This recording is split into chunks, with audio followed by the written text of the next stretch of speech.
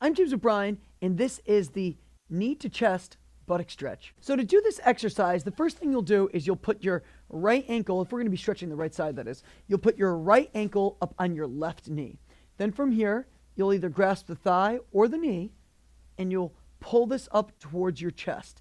And in doing so, you'll feel a stretch in the buttock here. You can add a little variety by starting to bring it across slightly, but when you bring it across, you want to be mindful not to roll through your lower back, because the goal, again, is to move through the hip, not the low back. You can bring it across slightly. You can bring it up a little bit more towards the outside, or you can just bring it right up to the like the center of your chest here. I think that's the best way to stretch it. You could also add a little variety by taking your knee down slightly like this, and then bringing it up. That'll change the stretch. All right. When you do this, however, you want to make sure that you're not getting any knee pain. Sometimes people will get some knee pain with this because as they're stretching their buttock, they're also stretching this thing called their iliotibial band, which can create a little torque on the knee. So to help prevent that, you can think about taking your tibia here and rolling it inward like this. So you're taking it and going that way, rolling it inward. Or you can also just point your foot inward, and that will rotate the tibia inward. So while you're on your back doing the stretch, you could grasp your tibia and roll it inward and actively bring the toe in, and that'll help protect the knee. So normally I have people hold this for about 30 seconds. You can hold it, of course, longer. You really want to be doing about 2 minutes total of stretching.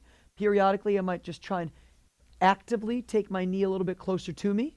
All right, so I'm engaging the hip flexor as I do this. Then I might even just push myself away a little bit. As I push away, I activate the buttocks, then I bring them towards me. I get a little bit more of a stretch.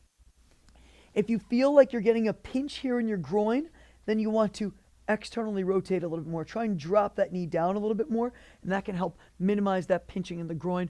Otherwise, you'd want to do this stretch with the mobility band, either the pigeon pose stretch with the mobility band or the knee to chest buttock stretch with the mobility band. That can help with some of those impingement symptoms. And if you do have a mobility band, you will get a little bit better of a stretch. So that is the knee to chest buttock stretch.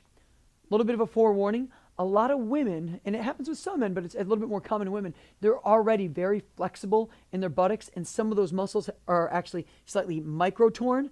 And if you do this stretch and you feel worse afterwards, you probably don't want to do it. That goes for most exercise. If you feel worse after an exercise, you don't really want to do that. But if you're already pretty flexible to begin with, and you may be very tender back there, some of those muscles are probably actually partially torn, and by stretching them, you're actually just going to tear them more. So always listen to the body. It should feel like a nice, healthy stretch, nothing very too painful. All right, that is the knee to chest buttock stretch.